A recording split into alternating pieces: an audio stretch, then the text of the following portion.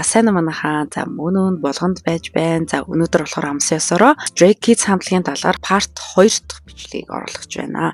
За өмнө болохоор би яг үнийг хэлэхэд бол Stray Kids хамтлагийг мэддэггүй гэдгээ бол бичлэгээр л дамжуулж хэлж байсан. Дэлхийд арай илүү алдартай Felix болон Hyunjin хоёрын талаар бол илүү их ярьсан. Банчаныг бол бас ярьсан байгаа. Ер нь бол энэ гурван гишүүнийг ярьсан. За тэгээ хүмүүс айгу доор нь комментээр бичсэн байсан л да. Хоёрын хооронд одоо ингэж ийм бичлэг хийх нэг мөсөн одоо хамтлагийн бүх гишүүдээр хийхгүй яасан бусад гишүүдээр хийгээч тэгээ part 2 заавал оруулаарай гэсэн учраас өнөөдөр би part 2 бичлэгийг оруулах гэж байж байна. Stray Kids хамтлагийн хамгийн сүүлд гаргасан Чик Чик Boom гэдэг клипийг бол би өмнө бол 2 3 удаа үзсэн байсан. Хамтлагийн гишүүдийг нэг сайн мэдгүй яг онцгой 2 3 гишүүдийг л одоо онцолж хараад байдаг. Бусны нэрийг ч мэдэхгүй байсан учраас огт мэддэггүй. Тэгээ сая болохоор яг энэ бичлэгээ бэлтгэхдээ судалгаа хийгээд ирсний дараа Чик Чик Boom-ыг дөнгөж сая би үзсэн чинь миний бүр ингээд сэтгэл зүрх бүр ингээд догтлоод энэ чинь нэг юм биш үү? Энэ энэ шүү дээ. Энэ нөгөө ино биш үү гэд ингээд мэдээд эхэлчихдэг юм байна. Одоо болохоор би Stray Kids хамтлагийг мэдэх мэдлэг нь арай өөр дээшээ болчиход байна. Одоо л нэг агцтай байгаад байна.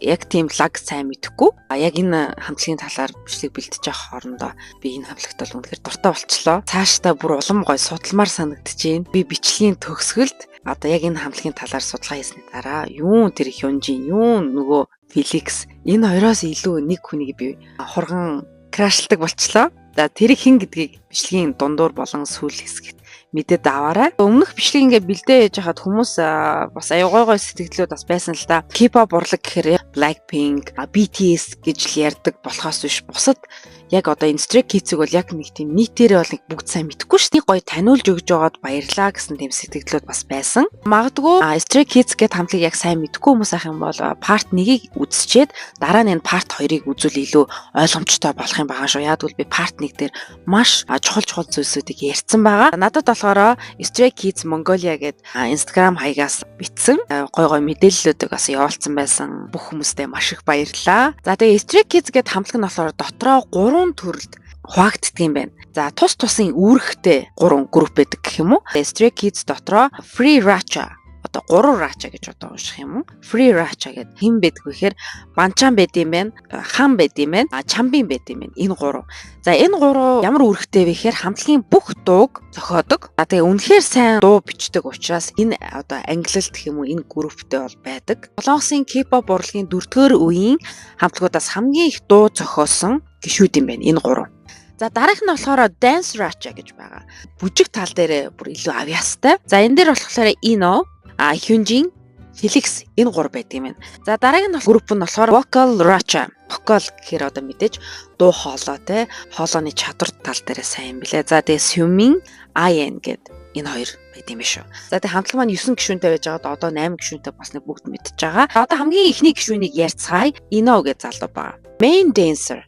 За хамтлагийн одоо яг гол бүжигчин 1998 оны 10 сарын 25-нд төрсөн. Мууранд үнэхээр хайртай. Гудамжинд явж исэн 3 муурыг олж аваад тэг гэртээ одоо хүртэл одоо тийж идэг юм байлээ. За тэгээ муурны зурагтай юм цамц бодол их өмсдөг гэсэн.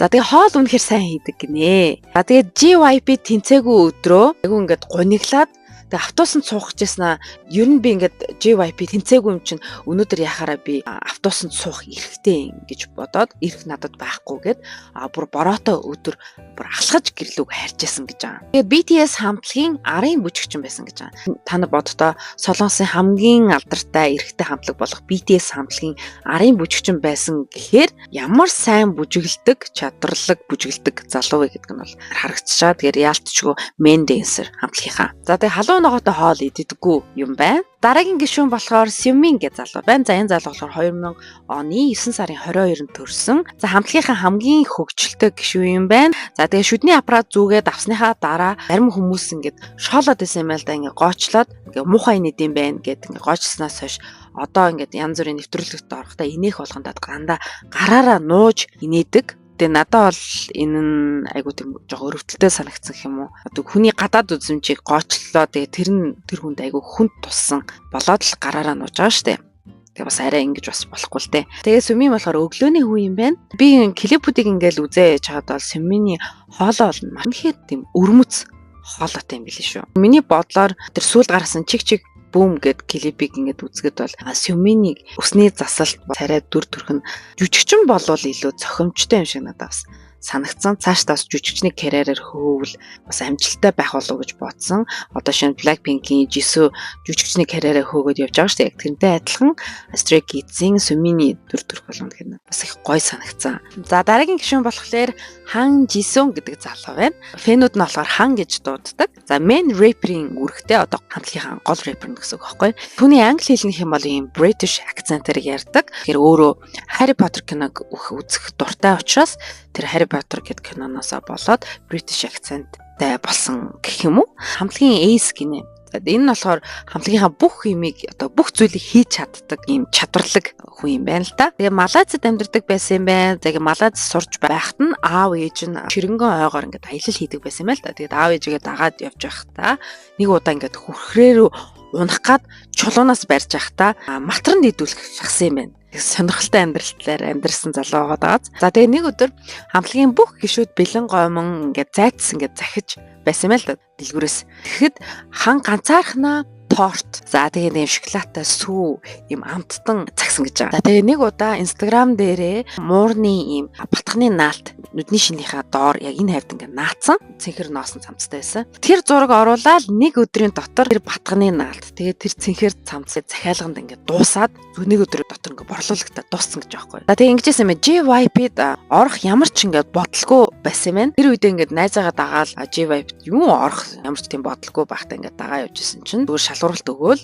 тэгээ тэнцсэн гэж байгаа. Тэгээ JYP-д бүртгүүлээд орж исэн юм байна шүү. Бас их сонирм ер нь нэг тийм сонин өрмөцтэй. За тэгээ маш олон фэнүүд нь хан гэд энэ залууг игдүүтэй гэж боддөг юм байна. Сая ингээд чиг бүүм гэд ингээд дуугийн клиптэй ингээд үзсэн чинь дууны эхлэлийг хан эхлүүлж байгаа хгүй нэг main rapper учраас. Надад бол маш их таалагдсан. Бараг Felix хэмжээнээс илүү таалагдаад эхэлсэн юм уу. Тэгэхээр тэр ханы хамар болон шүд юм өгүүлж байгаа чадвар юм уу хамтлагийн дүр төрх нэг тийм хөөрхөн санагдсан. Хамтлагийн хамгийн их таалагдж байгаа гишүүдийн нэгт бол хан орж байгаа шүү одоо юм байдлаар. Тэгэд хан Felix хоёрыг гэжтэй Sunshine Twins гэж нэрлэдэг юм байна. За учир нь хан болохоор за 9 сарын 14-нд төрсөн. За Felix болохоор 9 сарын 15-нд төрсөн. Нэг өдрийн зөрүүтэй төрсөн учраас Sunshine Twins гэж нэрлэдэг юм байна шүү. За дараагийн гишүүн болохоор Chanbin гэж залуу байна. За энэ залуу болохоор хамгийн хурдан үгэлдэг K-pop айдлаар тодорсон хамгийн булчинтай гишүүн юм байна хамтлаг дундаа. За тэгээ хамгийн хейтерстэй гишүүн юм байна. Яа тэгвэл зарим хүмүүс айгуу тийм булчинтай байгаа байдлыг бусдаасаа илүү ингээд ялгараад байгаа учраас юм хитрхи том биетэйгээд бас хейтерлдэг юм шиг байгаа. Тэгээ энэ талаар би яг сайн мэдэхгүй. Яагаад хейтерлдэг юм бол? Дуртай улирлал гэх юм бол намар. Тэр аимшиг кинонд дуртай. За тэгээд хамгийн намхан гишүүн юм байна. Ер нь бол хамтлагийнхаа хамгийн юм байна л да. Хэрвээ ингээд Stray Kids хамтлагт ингээд байгаагүй байсан бол тэрээр продюсер, зохиолч, шивэсчин болох байсан юм байна. Тэгээд миний зүгээр сэтгэлдэх юм бол чиг бүүм болон өөр одоо бусад дуунуудыг ингээд сонсоод үзэхэд бол яалчгүй Chanbin-ийн үглэлт бол хэр өрмөц чадварлаг надад санагдсан. Би энэ бол үнэхээр гоё булчинлаг, гоё залуу байлаа. Тэгээд тэр булчинлаг байхад бол маш их хөдөлмөр бол гаргасан байж дараа тэр бас гоё хүндлэмээр санагдчихээн надад. Дараагийн гишүүн болохоор IN гэж залуу байна. За энэ болохоор хамтлагийнхаа хамгийн жоохон одоо Макне гэж хэлдэг шүү дээ тий. За тэгээ Hyunjinтэй нэг сургууль сурж байсан учраас дебют хийхээс өмнө хамтдаа ахуулсан зургууд бас зөндөө байдаг юм байна. За тэгээ mukbang бичлэг үзэх дуртай. Idol болоогүй байсан бол цэцэрлэгийн багш болох байсан юм байна. Бүрх юм би тий. За хамтлагийн гишүүдийн хувьд бол тийм байна. Энэ нь болохоор part 1 дээр би болохоор банчаныг ярьжсэн шүү дээ. Нэмэлт мэдээлэх юм бол 100 өдрийн турш өдөр болгон тасралтгүй лайв хийсэн. Одоо цорын ганц idol гэсэн. Blackpink-ийн Lisa-гийн бас сайн найз юм байна. Тэгээ найз охинтой гэдгээ зарласан ганц гишүүн юм байна хамтлаг дундаа. Felix-ийн хувьд гэх юм бол taekwondo-гоор хичээлж байсан 63 медальтай гэж байна. Тэгээ энэний өмнөх бичлэгэн дээр болохоор би Felix банчаа хоёрыг л англи хэлтэй бусны англи хэлээр ярьж чаддаггүй гэж ярьжсэн шүү дээ.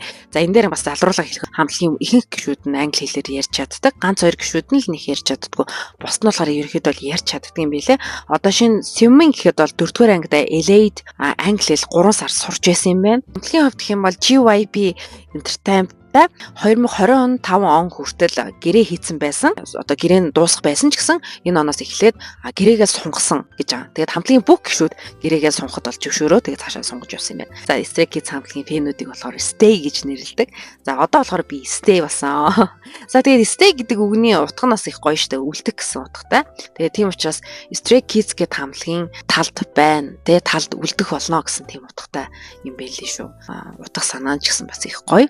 За Stray Kids хамтлагийн 8 гишүүн дундаас хамгийн их таалагддаг 2 гишүүнээ доор комент хэсгээр бичээрэй. Тэгээд би бүх комментуудыг уншиж байгаа. Тэгээд хэн ямар коммент бичсэн, тэгээд та нарын дэмждэг 2 гишүүн хэн болохыг би бас мэдхийг хүсэж байна. Тийм учраас та нар бас бичээрэй. За ингээд дараагийн бичлэгээр уулзцгаая. Баяртай манайхаа. Баярлаа.